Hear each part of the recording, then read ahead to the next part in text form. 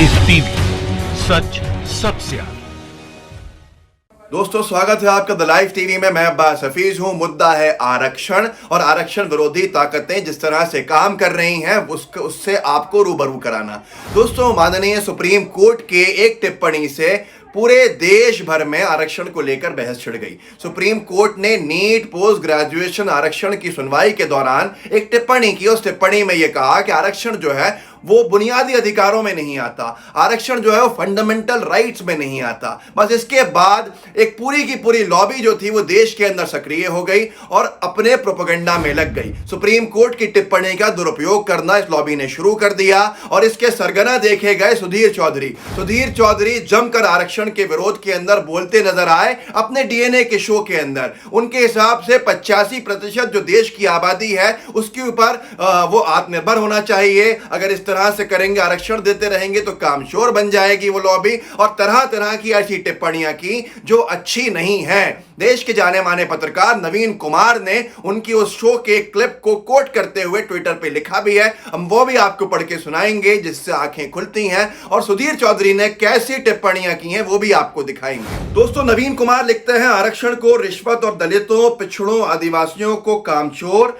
पुरुषार्थी विहीन कहने वाले सुधीर चौधरी पर मुकदमा दर्ज होना चाहिए। देश के 85% लोगों को रिश्वतखोर, कामचोर कहना आपराधिक है। मीडिया के दफ्तरों में कॉर्पोरेट के नीचे बजाती गंदी जातीय मानसिकता का एक नमूना भर है। इससे लड़ना चाहिए। दृष्टिकोण बताया है सुधीर चौधरी ने कि क्या है उनका और क्या होना चाहिए आरक्षण को लेकर। उनके नजर के अंदर आरक्षण शायद कुछ सही है ही नहीं। उनको तो मानो एक मौका मिल गया आरक्षण खत्म करने का, और क्या क्या इससे जुड़ी बातें हैं ये आपको बताऊंगा। लेकिन उससे पहले आप सुधीर चौधरी को सुनिए, कैसे इनकी तकलीफ सामने आई है, कैसे इनका दर्द बयान कर रहा है इनका शो। सुनिए क्या कहना है इनका आरक्षण जो मिलता है जिन लोगों को, उनके बारे में, आरक्षण की व्यवस्था के बारे में। कभी इन्होंने भेदभाव के ऊपर चलाया शो, लेकिन क्या चलाया है वो सुनिए। आरक्षण किसी भी नागरिक का मौलिक अधिकार नहीं है। हम जानते हैं बहुत सारे लोगों को यह लगने लगा होगा कि आरक्षण आपका मौलिक अधिकार है, यह तो मिलेगा ही। इस देश में आरक्षण समाप्त क्यों नहीं होता? जब बाबा साहेब अंबेडकर ने संविधान का निर्माण करते वक्त ही यह कह दिया था कि आरक्षण कुछ ही वर्षों के लिए होना चाहिए, तब क्यों इतने वर्षों बाद भी, इतने दशकों बाद भी इस देश में आरक्षण की व्यवस्था जीवित है? क्यों जिस आरक्षण को धीरे धीरे समाप्त कर दिया जाना चाहिए था, उस आरक्षण को लगातार बढ़ावा दिया जा रहा है? यह आरक्षण तो खत्म होने के बजाय बढ़ता ही जा रहा है। भारत में अब ऐसी स्थिति बन गई कि जाति के आधार पर आरक्षण मांगना एक फैशन बन गया और नेताओं के लिए वोट हासिल करने का अचूक राजनीतिक फॉर्मूला बन गया। इस देश में आरक्षण की नहीं बल्कि योग्यता की बात होनी चाहिए। देश में जाति के आधार पर नहीं बल्कि आर्थिक आधार पर आरक्षण होना चाहिए। किसी भी देश को आगे बढ़ने के लिए आरक्षण की नहीं बल्कि काबिलियत की जरूरत होती है। अगर कोई पुरस्कार आपको परिश्रम और पुरुषार्थ के बगैर मिले तो उसे एक प्रकार से रिश्वत माना जाएगा और उस व्यक्ति में कभी भी वो आत्मविश्वास नहीं आ सकता। दोस्तों देखा आपने सुधीर को कैसी तकलीफ हो रही है। मानो सीने के ऊपर सांप लौट गया हो, मानो सीने में दर्द हो गया हो इनको। आरक्षण से इतना तकलीफ है इनको कि एक बहस शुरू होती है और पूरा का पूरा प्रोपेगेंडा जो है वो सुधीर ने शुरू कर दिया।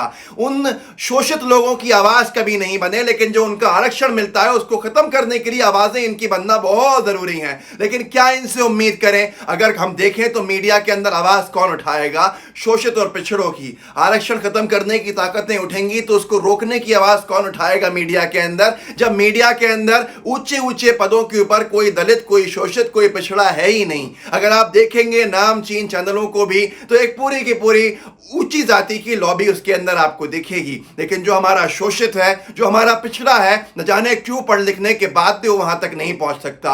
आप गिन सकते हैं उंगलियों के ऊपर नाम। अर्नब गोस्वामी है, अमीश देवगन है, सुधीर चौधरी हैं, और हमारे दूसरे लोग राजदीप सरदेसाई हैं, राहुल कंवल हैं, और ऐसे अंजना ओम कश्यप हैं। इस तरह के आप सभी लोगों को देखेंगे तो उनमें से कोई भी शोषित, कोई भी पिछड़े वर्ग से नहीं आता। आता। अब यहां पर भेदभाव है या इसकी वजह क्या है आप खुद समझ सकते हैं, और कैसे हम उम्मीद करें कि आवाजें उठेंगी मीडिया के माध्यम से शोषित लोगों के आरक्षण को बचाने के लिए। इसीलिए सुधीर चौधरी का शो काफी है देखना कि उसमें किस तरह से आरक्षण विरोधी बातें की जा रही थी। यहां तक कि लोगों का तो यह भी कहना है कि जितनी अपमानजनक 85% लोगों के लिए बातें कही हैं सुधीर चौधरी ने, इस पे तो इनके ऊपर एट्रॉसिटी एक्ट दर्ज होना चाहिए और इनको बंद करना चाहिए। कोई नई बात नहीं होगी, पहले भी इनके ऊपर मुकदमे दर्ज हो चुके हैं, तो यह भी हो सकता है, लेकिन करेगा कौन? कौन इनको बंद करेगा, कौन इनको चुप करेगा? पर आवाज कौन उठाएगा आज इनकी? वो नेता जो आरक्षण के हमेशा समर्थक रहे, आरक्षण की आवाज बने, आरक्षण को मजबूत किया, उनको आज जेल में डाल दिया गया है, जैसे कि लालू यादव। सबसे बड़ा डर लालू यादव से यही है भारतीय जनता पार्टी को कि यह आरक्षण का स्तंभ है और आरक्षण विरोधी ताकतें जो हैं वो आज देश में हावी हो गई हैं, जिसमें आरएसएस है, जिसमें भारतीय जनता पार्टी है और इनके तमाम के सहयोगी दल हैं। आरएसएस के हमने मोहन भागवत का बयान 2015 में भी सुना था, 2019 में भी सुना था, जिससे खासी नाराजगी भारतीय जनता पार्टी को झेलनी पड़ी थी बिहार के अंदर। मोहन भागवत बार बार ये कहते नजर आए हैं कि आरक्षण पे एक बार फिर विचार होना चाहिए, किसको आरक्षण मिलना चाहिए, कितने समय के लिए मिलना चाहिए और कैसे इसको खत्म करना चाहिए। मतलब अप्रत्यक्ष तौर पे वो यही बोलना चाहते थे, लेकिन भाजपा की मजबूरी कि अगर आरएसएस के मोहन भागवत जी खुल के बोल गए तो चुनाव हर जगह हार जाएगी। भारतीय जनता पार्टी के भी कई नेताओं ने इस तरह की टिप्पणियां की हैं जो बहुत दुखद हैं और वक्त वक्त पे करते रहते हैं। असल में भारतीय जनता पार्टी तो एक बड़े वर्ग के खिलाफ बोल नहीं सकती, तो अपने दूसरे लोगों को इसके अंदर इस काम में लगाती है कि वो बोलते रहते हैं। इनका आईटी सेल यहां तक कि ट्रेंड कर देता है, दलित विरोधी ट्रेंड्स होते हैं इनके इधर, और इनके राज में किस तरह से अत्याचार बढ़े हैं, जिस तरह से घटनाएं घटी हैं वो हम सबको मालूम है। अब यहां पर आरएसएस के बारे में जिक्र करना बहुत ज्यादा जरूरी नहीं है, उनका नजरिया बहुत बार सामने आ चुका है। मोदी जी भी इससे पहले कहीं कहीं कुछ ऐसे शब्द बोल चुके हैं जिससे कि खासा गुस्सा लोगों में रहा है, लेकिन आज विषय वो नहीं है। आज विषय यह है कि कैसे सुधीर चौधरी जैसे लोग आरक्षण को खत्म करने का मौका तलाशते हैं। दोस्तों, इसके साथ साथ लालू यादव जेल के अंदर हैं। लालू यादव जो मंडल कमीशन के हामी, मंडल कमीशन के स्तंभ रहे, जिन्होंने जबान दी, जिन्होंने वादा किया कि शोषितों को आगे लाके रहेंगे, और उन्हीं की ये मेहनत थी कि जिससे बिहार के अंदर आज जो पिछड़े थे, शोषित थे, वो काफी समानता के साथ आगे आ चुके हैं। लेकिन पूरे देश भर के अंदर आज भी समानता नहीं है।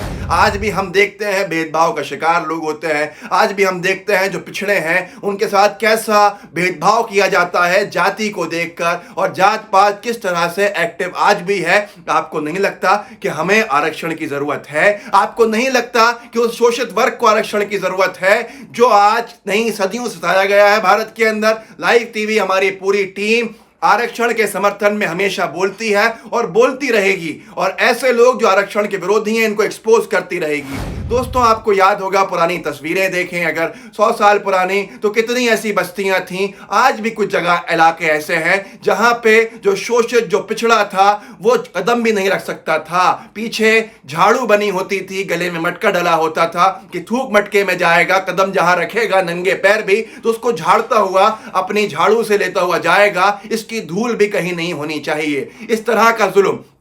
और दूसरी, अगर आप और देखें पुराने जमाने का, कि ऐसा नियम था कि अगर इन्होंने शिक्षा को देख लिया, किताब को देख लिया, तो आंख खराब कर दी जाए। अगर इनके कानों में शिक्षा चली जाए, जो शोषित, जो पिछड़े, जो दलित, जो मूल निवासी हैं, जो भारत के असली बाशिंदे हैं, जो भारत में हुकूमत जिनकी होनी चाहिए वो हैं, इनके अगर कानों ने शिक्षा को सुन लिया होता पहले जमाने में, तो यह आदेश था कि इनके कान में सीसा पिघला के डाल दिया जाए। और आप कहते हैं उनको समानता के लिए आरक्षण देना गलत है, भीख है? भीख नहीं है, उनका अधिकार है, और हम इस अधिकार की हमेशा रक्षा करने के लिए खड़े रहेंगे। हम इनकी आवाज बनते हैं और आपको भी कहते हैं कि आवाज बनिए, क्योंकि अगर देश के अंदर समानता लानी है तो आरक्षण तब तक जरूरी है जब तक समान नहीं हो जाए। आज भी ऐसे कई जगह पे हुआ है। जितिन राम मांझी जब मुख्यमंत्री बन गए बिहार के, तो एक जगह पर गए तो पूरी जगह जो थी धार्मिक स्थल था वो धुलवाया गया, क्योंकि वो अति पिछड़े वर्ग से आते हैं। दोस्तों, ये हालत है आज देश भर में, और फिर भी भारतीय जनता जनता पार्टी,